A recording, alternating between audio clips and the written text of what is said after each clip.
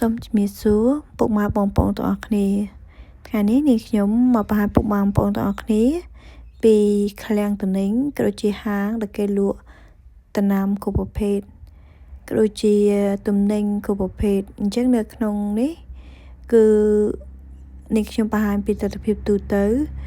នៅក្នុងហាងនឹងហើយមកបង្ហាញគឺជាបញ្យល់ពុកម៉ែបងប្អូនថាតើហេតុអីក៏នាងខ្ញុំទិញដំណាំពីផ្សារហើយដូចជាអ្វីដែលពុកម៉ែបងប្អូនបានឃើញទស្សនវិជ្ជាដែលគេលក់ដំណាំនៅតាមហាងនីមួយៗគឺយើងឃើញថាផ្កាឬក៏បន្លែផ្លែឈើមើលទៅគឺមានសុខភាពល្អហើយអ្វីសំខាន់ពីនៅប្រទេសអូស្ត្រាលីគឺមានរដូវរហូតដល់4មានតាំងពីរដូវក្តៅដូចជារដូវសក្តិជ្រុះរដូវល្ងាររំហើយអញ្ចឹងពីមួយរដូវមានរយៈពេលតែ3ខែទេអញ្ចឹងបើសិនជានាងខ្ញុំដាំដំណាំឬក៏បន្តកូនខ្លួនឯងគឺនាងខ្ញុំត្រូវតែត្រៀមយ៉ាងហោចណាស់ចន្លោះពីអាទិត្យទៅ1ខែមុនពេលរដូវនីមួយៗអញ្ចឹងនាងខ្ញុំធ្វើការរហូតដល់4ថ្ងៃក្នុងមួយអាទិត្យហើយនាងខ្ញុំចំណាយពេលមួយថ្ងៃដើម្បីទៅមន្ទីរពេទ្យដូចជាថែសារសុខភាពហើយ2ថ្ងៃទៀតគឺនាងខ្ញុំចំណាយពេលជាមួយក្រុមគ្រួសាររបស់នាងខ្ញុំមិត្តភ័ក្តិក៏ដូចជាការថែសួននៅក្នុងផ្ទះរបស់នាងខ្ញុំអញ្ចឹងពេលខ្លះពេលណាដែលនាងខ្ញុំរវល់ពេកគឺនាងខ្ញុំអត់បានបដោះកូនដំណាំខ្លួនឯងគឺនាងខ្ញុំមកផ្សារហើយបន្ទាប់ពីនាងខ្ញុំមកដល់ផ្ទះហើយគឺនាងខ្ញុំចំណាយពេលដើម្បីសម្អាតសួនតិចដូចជាដកស្មៅសម្អាតស្លឹកឈើដែលនៅក្នុងសួនប្រអប់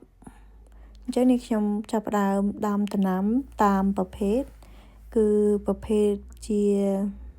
សាឡាត់ឬក៏ប្រភេទបន្លែដែលយើងញ៉ាំស្លឹកហ្នឹងគឺនាងខ្ញុំដាក់ប្រភេទដំណាំហ្នឹងនៅក្នុងសួនប្រអប់តែមួយហើយថ្ងៃនេះគឺនាងខ្ញុំបានទិញកូនសាឡាត់នេះជាប្រភេទកូនសាឡាត់ដែលវាចូលចិត្តអាកាសធាតុត្រជាក់ហើយដុះល្អនៅក្នុងអាកាសធាតុត្រជាក់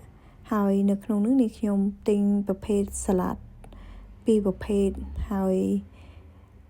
នៅក្នុងហ្នឹងនៅពេលដែលនាងខ្ញុំចាប់ផ្ដើមដាំកូនសាឡាត់អញ្ចឹងដូចជាអ្វីដែលនាងខ្ញុំបង្ហាញពុកម៉ែបងប្អូនគឺយើងដាំប្រភេទកូនសាឡាត់នេះគឺយើងទិញកូនពីគេមកគឺយើងត្រូវតែដាំឲ្យមានការប្រុងប្រយ័ត្នដោយសារតែបើសិនជាយើងដក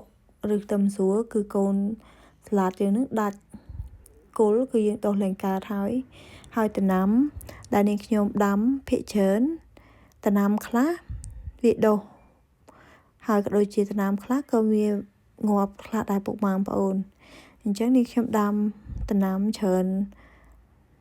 កន្លែងឬក៏ច្រើនប្រភេទទៅកូនដំណាំណាដែលវាដុះគឺយើងអាចយកមកញ៉ាំបានហើយកូនដំណាំណាដែលងាប់ក៏យើងទុកចន្លោះនឹងដើម្បីអាចដាំដំណាំផ្សេងទៀតហើយដូចជាអ្វីដែលពុកម៉ែបងប្អូនបានឃើញគឺនាងខ្ញុំយកជីកដីមកល្មមហើយយកដីគ្របជុំវិញកូនដំណាំដែលនាងខ្ញុំទៅដាំហ្នឹងពុកម៉ែបងប្អូនហើយការដាំដំណាំខ្លួនឯងនាងខ្ញុំក៏មើលពីប្រភេទដំណាំដែលដុះខ្លួនឯងនេះគឺជាសាឡាត់ជប៉ុនដែលមានឈ្មោះថាម៉ាស៊ូណាហើយរសជាតិរបស់វាដូចជាស្ពៃជើងទាអញ្ចឹងហឹរល្វីងតិចពុកម៉ែបងប្អូនហើយងាយស្រួលដាំនៅក្នុងអាកាសធាតុត្រជាក់ដែរអញ្ចឹងនាងខ្ញុំចាប់ផ្ដើមដកកូនស្ពៃដែលដុះខ្លួនឯងហ្នឹងដាក់ដាំជាមួយនឹងសាឡាត់ដែលនាងខ្ញុំទៅដាំហ្នឹងហើយឥឡូវនេះនាងខ្ញុំដាំ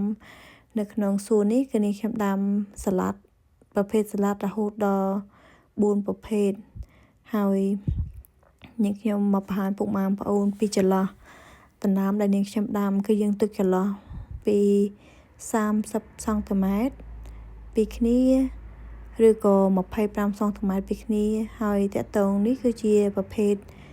ស្ពៃតឿដែលនេះខ្ញុំដាំនៅក្នុងសួនដែរស្ពៃតឿនេះពុកម៉ែបងប្អូនគឺនាងខ្ញុំដាំចន្លោះពី25 សង់ទីម៉ែត្រទៅ30 សង់ទីម៉ែត្រហើយនេះគឺជាប្រភេទស្ពៃក្តោបអញ្ចឹងស្ពៃក្តោបគឺនាងខ្ញុំទឹកកន្លោះវាឆ្ងាយពីដំណាំផ្សេងគឺរហូតដល់ចន្លោះពី50 សង់ទីម៉ែត្រទៅ70 សង់ទីម៉ែត្រដោយសារតែស្ពៃក្តោបគឺស្លឹករបស់វាច្រើនគឺយើងទុករយៈពេលយ៉ាងហោចណាក៏5 ខែអីទើបស្ពៃក្តោបរបស់យើងនឹងធំល្មមដែលយើងអាចប្រមូលផលបានហើយនៅក្នុងសួនរបស់នាងខ្ញុំគឺនាងខ្ញុំដាំប្រភេទជាបន្លែហើយនេះជាប្រភេទជីបរទេសដែលមានឈ្មោះថាឌៀលហើយប្រភេទជីហ្នឹងគឺគេយកទៅដាក់នៅក្នុងសាឡាត់ខ្លះទៅដាក់នៅអាហារដូចជាប្រភេទឡាសាញ៉ាឬក៏គឺដាក់នៅក្នុងគេហៅថាជ្រក់ដែលនាងខ្ញុំធ្វើជ្រក់ពេលខ្លះនាងខ្ញុំដាក់ស្លឹកឌៀលនឹងដែរហើយនៅក្នុងសួនរបស់នាងខ្ញុំមានតាំងពីបន្លែក៏ដូចជាប្រភេទផ្លែឈើនេះគឺជាផ្លែ passion ដែលនាងខ្ញុំដាំហើយនៅក្នុងហ្នឹងបន្លែដំណាំភាគច្រើនគឺនាងខ្ញុំដាំបែបធម្មជាតិអញ្ចឹងគឺទទួលបាននៅបន្លែផ្លែឈើដែលធម្មជាតិពិតហើយសូមអរគុណពុកម៉ែបងប្អូនសម្រាប់ការចំណាយពេលទស្សនាវីដេអូនេះតាំងពីដើមរហូតដល់ចប់